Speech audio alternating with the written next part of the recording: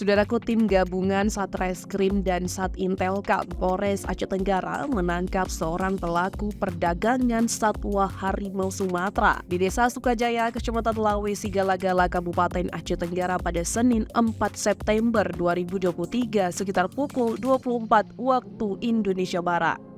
Adapun tersangka yakni inisial AMN 35 tahun, warga Desa Sukajaya, Kecamatan Lawe, Sigala-Gala, Kabupaten Aceh Tenggara. Dalam penangkapan itu, diamankan barang bukti kulit harimau dalam keadaan utuh, tulang belulang harimau, dan satu kotak spiritus botol. Kapolres Aceh Tenggara KBP Erdoni Sumarsono SIKMA didampingi Kasat Reskrim Ibtu Bagus Pribadi SHMA mengatakan, pada Senin 4 September 2023 sekitar pukul 24 waktu Indonesia Barat di Desa Sukajaya, Kecamatan Lawe, Sigala-Gala telah diamankan pelaku tindak pidana perdagangan satwa liar jenis harimau Sumatera. Penangkapan tersangka ini berdasarkan laporan polisi nomor LP.AG-16-9-2023-SPKT tanggal 4 September 2023.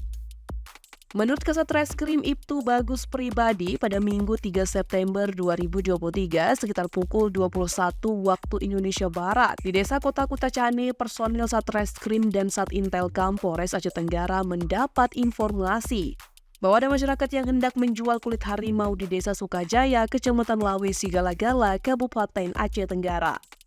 Menanggapi laporan tersebut, tim gabungan Satreskrim dan Satintelkam Polres Aceh Tenggara menuju ke lokasi dan menyamar sebagai pembeli dan akhirnya pelaku berhasil diamankan beserta barang bukti yang telah dimaksudkan ke dalam goni. Kemudian sekitar pukul 24:03 waktu Indonesia Barat, pelaku dan barang bukti berhasil diamankan dan dibawa ke Polres Aceh Tenggara guna penyidikan lebih lanjut. Tersangka diancam dengan tindak pidana perdagangan satwa yang dilindungi sebagaimana dimaksud dalam pasal 40 Junto pasal 21 ayat 2 Undang-Undang Nomor 5 Tahun 1990 tentang konservasi sumber daya alam hayati dan ekosistemnya. Dari Aceh Tenggara, Asnawi Lui, Tribun Gayo.